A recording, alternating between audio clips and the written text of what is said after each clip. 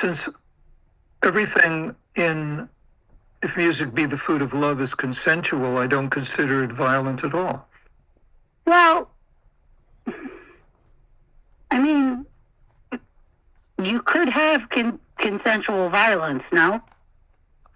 Violence in and of itself would suggest, to me at least, connote a deliberate intent to do harm against the will of the other person. I mean, to me, it's the consent negates the potential. It depends what one means by violent. I mean, again, we can split hairs over semantics all night long. I don't really see consensual SM as violence. Okay. I mean, maybe I just don't have the right verbiage for it. I know what works for me personally and what doesn't. And I'm really not into anything that causes pain. I like a lot of the control stuff, but not anything that causes, I want to say injury, but not even injury. It's an even lower bar for me. And definitely nothing that could or does result in blood. Oh, it's interesting because you use the term BDSM as in, popular parlance, which is a sort of generic reference. And one of the reasons I don't particularly like the term is that DS, for domination and submission, is about control. Whereas that's actually why I use the full acronym, because I like the DS stuff. I don't care for the S&M stuff. Right.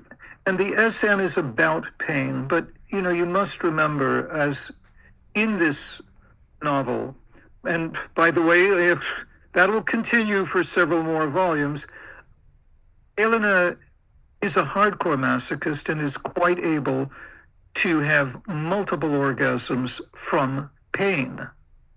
By the end of the book, of course, by the end of the series, she's going to be completely incapable of having them any other way. So, and there are people like that. I certainly have known a good number of them. That is how they would make love. There is no other medium through which love can be expressed physically and through pain. Again, I mean, if that's what they want and that's how they are wired, as opposed to violence where, you do get abusive psychopaths out there who simply want to harm other people because that's what stimulates them. And I mean, we go all the way back to the Marquis de Sade. His libertines are the most monstrous characters in literature. They do things because it gives them pleasure, and the other parties involved are their victims. That's not what you read. Certainly, you can't say that Elena is a victim of Giovanni in this book. It's just totally different. No, I wouldn't say that at all. I mean, she's very definitely into it. And she's very definitely enthusiastically consenting. I would never suggest otherwise. It's more about what I, as the reader, enjoy versus what the characters enjoy. Right? Absolutely. And that's a totally valid point. There are plenty of things in books that the readers are there for that the characters may or may not be there for. One of the most popular tropes in historical romance is sort of the reluctant female main character, right? Who has to be tricked or coerced into it, right? And this is arguably less moral on the character's part, but that's not the point. The point is what the reader wants from the situation. Right. Well, readers who are turned off by the notion of pain, and by the way, some of my dearest friends told me they couldn't get through those passages at all.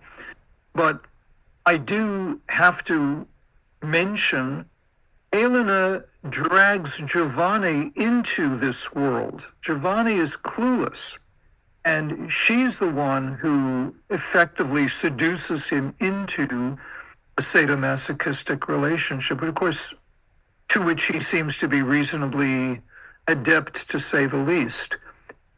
But that's, again, that's a very big difference. There are people who don't like that idiom whatsoever, and I'm not here to be a cultural missionary and tell them they should, or to tell them they should try it. No, I mean, if people are turned off by it, they're turned off by it, you know. I think, how do I explain?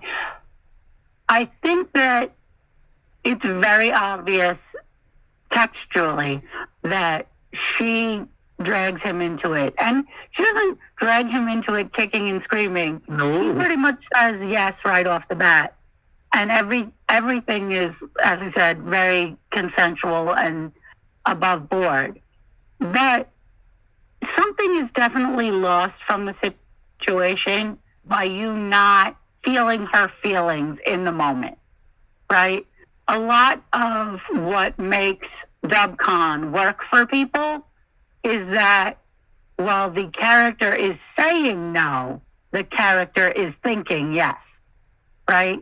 And in real life, the other character can't possibly know that, but this is a book, and so it's okay to give the character a pass because you know that they're there for it, and the other character allegedly does too, right? And this is why, in the case of this book, everybody is agreeing right there on the surface. There's no gray area. The problem is you only observe her feelings through him. Well, again, I had no idea when I began writing this that it would go beyond, let us say, 65, 70,000 words. I assumed I was writing, when I began sketching, I just assumed, okay, this will be a novel. And what happened is that as I began writing, it just, I went on autopilot, and this sort of evolved as it did. But the thing about it is that she and Angela also become narrators much later on. It is common enough in some of the more modern romances to have, chapter 1, John, chapter 2, Mary, and so on, and maybe a third character, chapter 3. So you are getting a different point of view. His point of view. I want to talk about that because while I read those, I feel like that is a trick, right? That is a way that authors do it to make it easier on themselves. Because the third person is more difficult to use.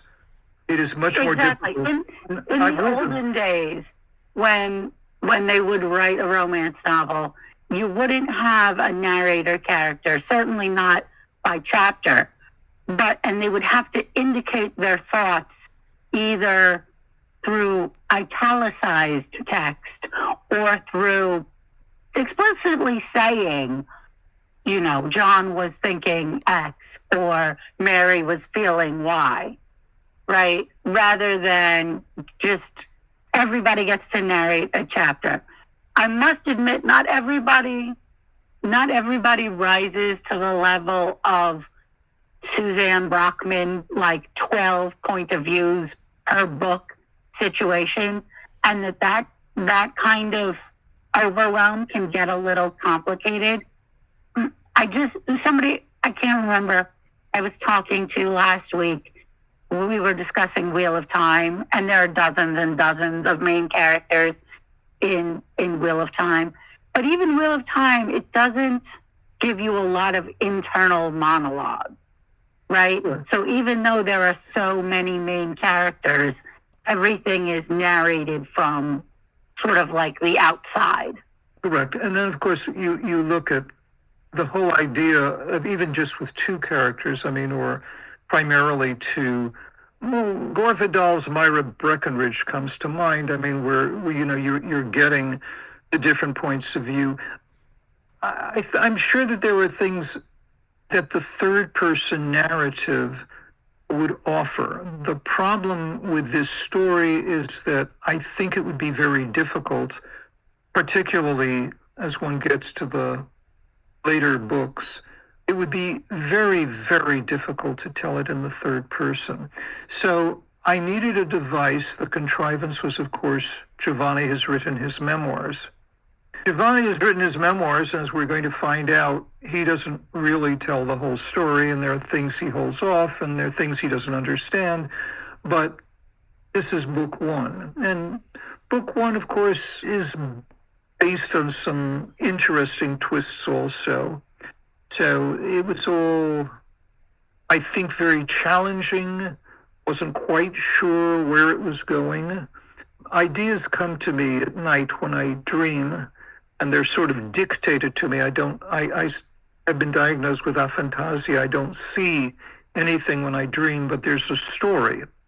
And part of the issue is, of course, a certain song of music, which in fact was a piece of music my father had written before I was born. So I'm sure you can see where that was going. But as I sat down to sketch, I very quickly realized this isn't going to work in third person.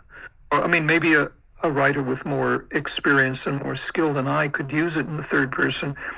To me, it was going to be a first person, and that multiple first persons until the very end, where there is actually a slight interlude for 3 chapters told by an omniscient narrator. But most of it is in first person. And it's a structural problem. Can't get around it. Although I will commend you for very good critical analysis on that. But your point is absolutely correct. And I just don't see how it could have been remedied, particularly for just this first book. I mean,